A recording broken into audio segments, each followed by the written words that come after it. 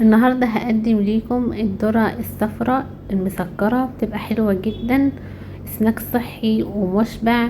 ممكن نقدمها كده سادة بدون اي اضافات، انا شخصيا بفضلها كده. وممكن بقى نعملها متبلة، يعني بدل ما نقدمها سادة كده نقدر بقى كمان نقدمها متبلة كده زي اللي بتيجي في المطاعم. صحية جدا وسهلة ولذيذة ورخيصة. الذرة رخيص جدا الفترة دي. انا زي ما قلت لكم بفضلها كده، طعمها لذيذ ومسكرة وحلوة قوي. وكمان المتبلة دي بتبقى حلوة جدا، لذيذة كده، والتتبيلة او التوابل اللي عليها مديها طعم حلو قوي. زي ما قلت لكم سناك مشبع وصحي وسعره مش غالي ابدا. تعالوا نشوف بقى الطريقة والمقادير وازاي هنعملها. اول حاجة انا هستخدم الذرة المصري اللي في السوق العادي خالص بتاعنا، لو مش متوفر الذرة الاصفر.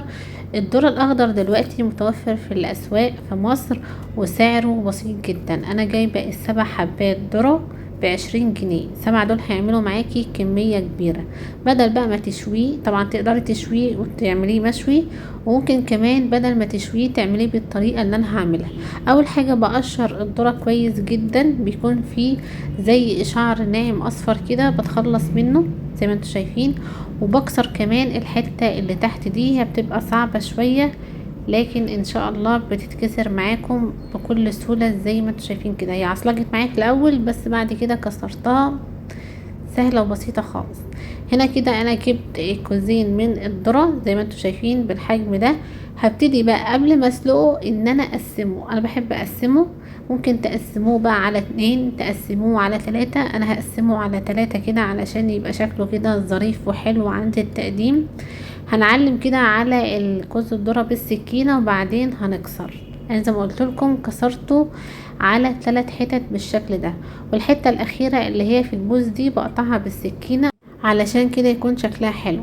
نفس الحركة بعملها مع كوز الذرة التاني، بقسمه كده بايدي بالسكينة الاول وبعد كده بكسره بايدي.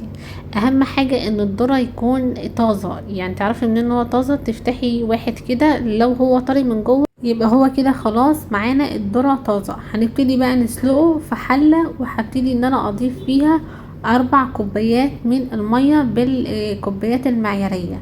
على المية دي هضيف كوباية من اللبن، انا مستخدمة اللبن البلدي كامل الدسم.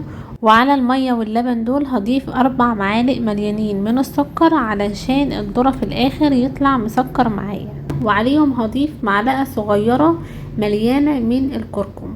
ولو عندك لون اورنج او لون اصفر لتعزيز لون الذرة هنضيف 4 نقط صغيرين كده من اللون الصحي ده.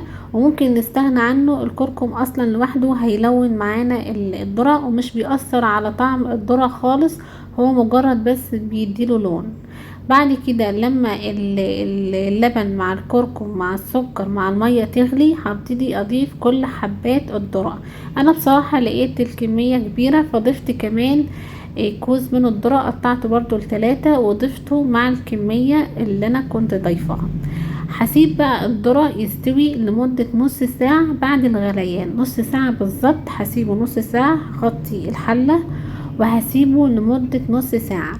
نص ساعة بالظبط وان شاء الله هيكون استوى معانا. بعد النص ساعة ده بيكون شكله زي ما انتوا شايفين بيغلي كده، والذرة بقى اخد اللون الاصفر الحلو بتاعه. مش عايزة اقول لكم الريحة كانت حلوة جدا. تعرفوا منين برضو او تتأكدوا ان هو استوى؟ بالسكينة كده على حبات الذرة من جوه، وتضغطوا بالسكينة. لو لقيتوا الذرة طري معاكم يبقى هو كده استوى، ومن غير حتى ما تختبروه هو زي ما قلت لكم بعد نص ساعة بيكون ان شاء الله استوى معانا. طبعا بنشيله بقى كل الكمية اللي معانا بنشيلها كده في مصفى علشان تصفي بس كمية اللبن والمية الزيادة من الذرة. وبعد كده بقى ممكن نقدمه على ما هو عليه كده، بيكون طعمه حلو وطري وسخن، وزي ما قلت لكم سناك صحي وحلو قوي. شايفين اللون تحفة جدا، ما يتخيرش عن الذرة الصفراء اللي هي المستوردة. لكن احنا عاملينه طبعا بالذرة المصري بتاعتنا البلدي اللي زي ما قلت لكم متوفرة في السوق وحلوة جدا.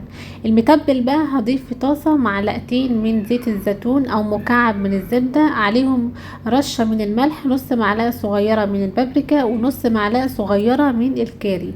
هقلب الكلام ده كله كويس مع الزبدة او مع زيت الزيتون، بيديله طعم حلو قوي.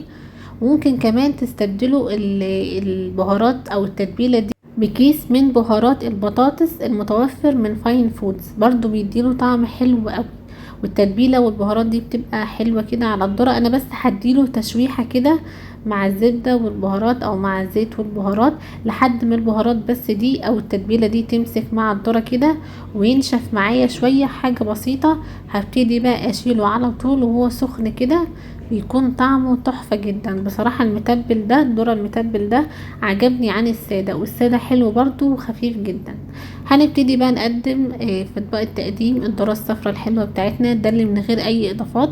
زي ما قلت لكم ممكن تضيفوا عليه شويه حتى من الزبده، مسحه بسيطه من الزبده كده، او تقدموها ساده لو عايزينه اخف وصحي اكتر. وده المتبل، مش عايزه اقول لكم ريحته كانت تجنن، الاتنين حلوين جدا. واللي محتاجين كده سناك صحيه ومشبعه، انا بصراحه بفضل الذره، طعمه لذيذ ومسكر، واللبن مديله طراوة حلوة جدا. تقدروا بقى تقدموه لولادكم او تاكلوه كده كعشاء خفيفة مشبعة وصحية قوي. كمان المتبل ده طعمه تحفة تحفة تحفة، جربوه على ضمانتي ان شاء الله هيعجبكم جدا. وزي ما قلت لكم الذرة دلوقتي متوفر في الاسواق في مصر، وسعره حلو ورخيص. زي ما قلت لكم السبعة ب20 جنيه، يعني سعره حلو جدا، ارخص بكتير من بره. واللي عاوز حاجة سريعة كده من غير ما نشويه، نقدر نسلقه بنفس الطريقة وتقدموه بألف هنا عليكم. ممكن كمان تخزنوه بطريقة بسيطة جدا، بنجيب الذرة بالشكل ده وبالسكينة ونبتدي ان احنا نقطعه بالشكل ده، بينزل معانا بكل سهولة. ده بديل طبعا للذرة الصفراء اللي بنجيبها معلبة، بيكون سعرها غالي، مش عارفة العلبة دلوقتي عاملة 20 جنيه ولا عاملة كام. بنضيفه بقى على اي نوع سلطة، حتى السلطة البلدي بيخلي طعمها حلو جدا. قدموه كده بقى لولادكم، بيعجب الولاد جدا، وسناك كده صحي ومشبع. وبدل بقى ما نشويه ممكن نسلقه بنفس الطريقة، سهلة جدا وبسيطة وما بياخدش اي وقت. دي كانت وصفتي النهاردة، لو عجبتكم ما تنسوش تعملوا لايك وشير علشان الكل يستفاد، واشتراك في القناة علشان توصلكم اشعارات بكل وصفاتي الجديدة. اسيبكم في امان الله وسلام.